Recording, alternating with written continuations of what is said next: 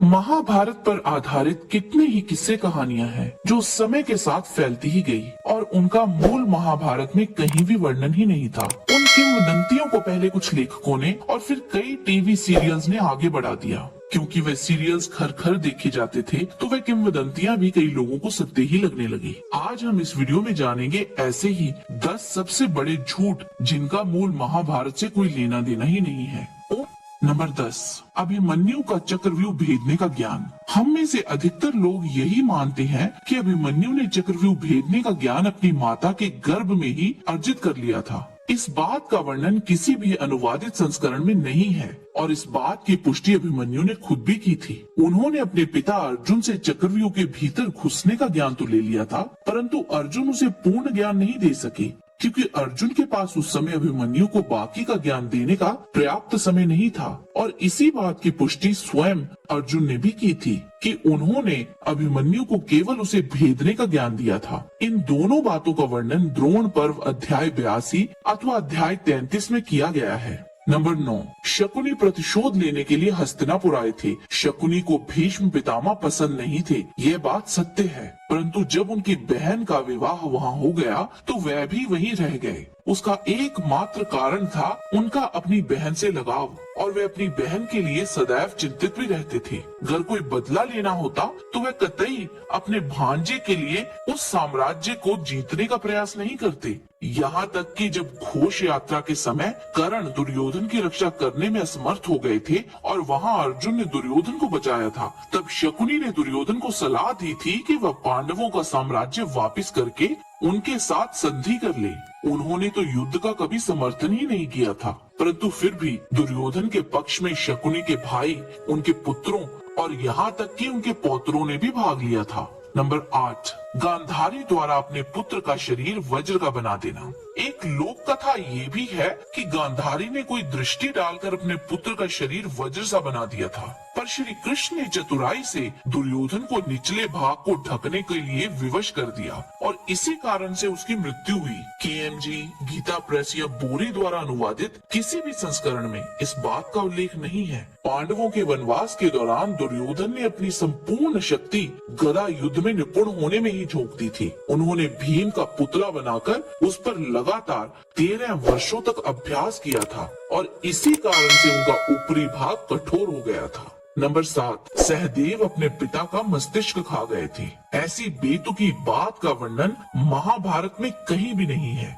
यह कहानी देव पटनायक की किताब जया में मिलती है, जिसके अनुसार पांडु ने वन में रहते हुए बड़ी तपस्या की थी, जिससे उन्हें बहुत ज्ञान अर्जित हो गया था और उन्होंने अपने पुत्रों से कहा था कि जब मेरी मृत्यु हो तो मेरे शरीर को खा लेना, उससे तुम्हें मेरा समस्त ज्ञान प्राप्त हो जाएगा। परंतु मूल महाभारत के अनुसार पांडु की मृत्यु माद्री के साथ सहवास करने के कुछ अवधि के बाद ही हो गई थी और उस समय नकुल सहदेव की आयु बहुत छोटी थी। व्यास जी की महाभारत में इस कहानी से कोई लेना देना ही नहीं है। यह बात अवश्य सत्य है कि सहदेव बहुत ज्ञानी थे और वह बृहस्पति जी के शिष्य भी थे, किंतु वह भविष्य देखने वाले कोई ज्योतिषी नहीं थे। नंबर 6, द्रौपदी का अंधे का पुत्र अंधा कहना।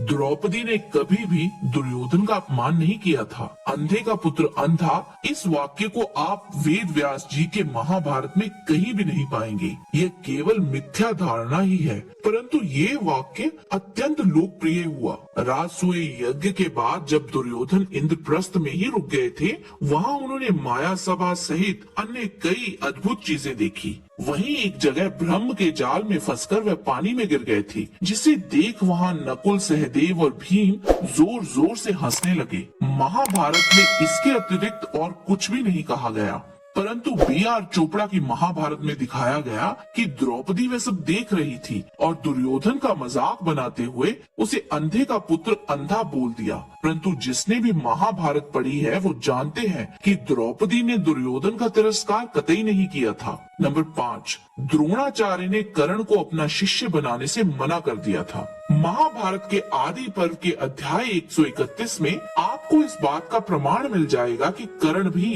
बाकी के ही राजकुमारों की तरह गुरु द्रोण से शिक्षा ग्रहण कर रहे थे। उन्होंने प्रारंभिक शिक्षा गुरु द्रोण से ही ली थी। वहीं आश्रम में एक दिन कर्ण एकांत में गुरु द्रोण से मिलने पहुँचे और उनसे बोले कि मुझे अर्जुन से युद्ध करने की अभिलाषा है और मुझे आप ब्रह्मास्त्र का ज्ञान दीजिए। पर द्रोणाचार्य कर्ण की मंशा भांप गए थे और उन्होंने मना कर दिया। तब कर्ण परशुराम जी के पास गए थे। कुंडल हरण पर्व में कर्ण ने सूर्यदेव से कहा था, आप मेरी चिंता न करें, मेरे पास अस्त्रों का महान बल है। मैंने परशुराम और द्रोणाचार्य जी से अस्त्र विद्या सीखी है। नंबर 4, भीष्म की 5 स्वर्ण बाणों की कहानी। ये कहानी कुछ इस प्रकार है कि कौरव जब युद्ध हार रहे थे तो एक रात दुर्योधन क्रोधित होकर भीष्म जी के पास पहुँचे और बोले, आप जानबूझकर पूरे बल से पांडवों के साथ युद्ध नहीं कर रहे हैं। तब भीष्म पितामह को क्रोध आ गया और उन्होंने 5 स्वर्ण बाण उठाए और उन्हें अभिमंत्रित करके कहा कि कल वह इनसे 5 पांडवों को मार देंगे। पर दुर्योधन को भीष्म जी पर विश्वास नहीं था और वह उन बाणों को अपने साथ ले गया। इस कहानी की कड़ी इतिहास में हुए वाक्य के साथ भी जोड़ी गई है कि जब अर्जुन ने दुर्योधन को गंधर्वों से छुड़ाया था तब दुर्योधन ने अर्जुन को कोई भी वरदान मांगने को कहा था, पर अर्जुन ने उस समय कुछ नहीं मांगा और कहा कि उचित समय पर ही वे कुछ मांगेंगे। उसी वरदान का स्मरण श्री कृष्ण ने अर्जुन को करवाया था और अर्जुन दुर्योधन के पास पहुंच गए और वरदान रूप में वही 5 बाण मांग लिए। दुर्योधन ने भी क्षत्रिय धर्म का पालन करते हुए वह बाण अर्जुन को दे दिए। ये कहानी भी बाद में लिखी गई कुछ किताबों की देन है, जिसका वर्णन हमें महाभारत के किसी भी संस्करण में नहीं मिलेगा। भीष्म पितामह ने दुर्योधन के समक्ष बस यही प्रतिज्ञा ली थी कि वे प्रतिदिन 10,000 पांडव योद्धाओं को मारेंगे। नंबर 3, कर्ण द्वारा श्री कृष्ण को सोने का दांत देना। ये कहानी शिवाजी सावंत की किताब मृत्युंजय से प्रख्यात हुई थी। इस कथा के अनुसार अर्जुन से अंतिम युद्ध के बाद कर्ण अति घायल हो गए थे और वहाँ वे अपनी अंतिम सांसें गिन रहे थे। तब सूर्यदेव ने कहा कि मेरा पुत्र अब तक का सबसे बड़ा दानवीर है। इंद्र तो पहले ही कर्ण की परीक्षा ले चुके थे। इस कहानी के भी अलग अलग अनुवाद किए गए हैं। तो वहाँ कर्ण ने किसी व्यक्ति के रोने की आवाज सुनी जो कह रहा था कि उसके पास अपने बेटे के अंतिम संस्कार करने के पैसे नहीं हैं और उसने सुना कि कर्ण मारा गया और वो रोते हुए बोला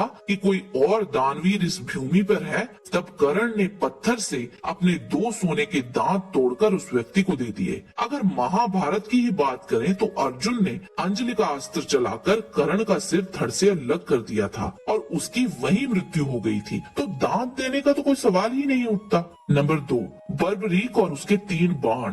बर्बरीक का वर्णन हमें स्कंद पुराण में मिलता है। इसके अनुसार वह घटोत्कच के पुत्र थे। वहीं मूल महाभारत में घटोत्कच के पुत्र का नाम अंजन परवान बताया गया, जिसका वध अश्वत्थामा ने किया था। स्कंद पुराण की कथा के अनुसार जब युधिष्ठिर ने पूछा कि कौन सा योद्धा कितनी देर में युद्ध समाप्त कर सकता है, तो बर्बरीक ने कहा कि वह कुछ घड़ियों में ही ऐसा कर सकते हैं। तब उसने एक बाण निकाला और उसे चला दिया, जिससे भस्म निकली और वह वहां उपस्थित योद्धाओं के शरीर के किसी न किसी अंग पर गिर गई। मात्र पांडव ही थे जिनके शरीर को उस भस्म ने नहीं छुआ। तब बर्बरीक ने कहा, यही आप सबके शरीर के कमजोर हिस्से हैं। अगला बाण मैं इन्हीं हिस्सों पर चलाऊंगा तो सबकी मृत्यु हो जाएगी। स्कंद पुराण की इस कथा के अनुसार पांडव वैसे भी उन 3 बाणों से सुरक्षित थे क्योंकि वह भस्म उन पर गिरी ही नहीं थी। पर अगर आप महाभारत को ही आधार माने तो वह एक काल्पनिक पात्र था। उसकी कथा जो स्कंद पुराण में वर्णित है वह भी टीवी सीरियल्स और कथाओं में गलत तरीके से प्रस्तुत किया गया है। नंबर 1, कर्ण द्वारा अर्जुन के रथ को अपने बाणों से पीछे ढकेल देना, जिस पर स्वयं श्री कृष्ण और हनुमान सवार थे। ना जाने ये कथा कहां से आई और ऐसी काल्पनिक कथा को किसने इतना प्रख्यात कर दिया। महाभारत के किसी भी अनुवादित संस्करण में इसका वर्णन नहीं मिलता है। अगर हम महाभारत की बात ना भी करें तो स्वयं नारायण, जिनकी इच्छा के बिना एक पत्ता भी नहीं हिल सकता, क्या किसी भी योद्धा में इतनी शक्ति हो सकती है कि वो उन्हें हिला भी सके? हम आपको बताना चाहते हैं कि यह कथा शिवाजी सावंत के अर्ध काल्पनिक उपन्यास से लोकप्रिय हो गई थी, जिसको टीवी सीरियल्स ने खूब भुनाया और हमारे प्यारे हिंदू समाज को मूल महाभारत से भ्रमित कर दिया। अगर आप में से किसी के पास भी इस बात का कोई प्रमाण है तो कृपया हमें और हमारे दर्शकों को कमेंट बॉक्स में बताइए। मूल महाभारत से रेफरेंस अवश्य दीजिएगा, हम उसे जरूर पढ़ेंगे। इस वीडियो में हमने केवल 10 ही किंवदंतियों के बारे में बात की है। इनके अतिरिक्त और किंवदंतियां भी हैं। अगर आप सबने इस वीडियो को प्यार दिया तो अगला भाग हम अवश्य लाएंगे और शीघ्र ही लाएंगे। आज के वीडियो में बस इतना ही। आशा करते हैं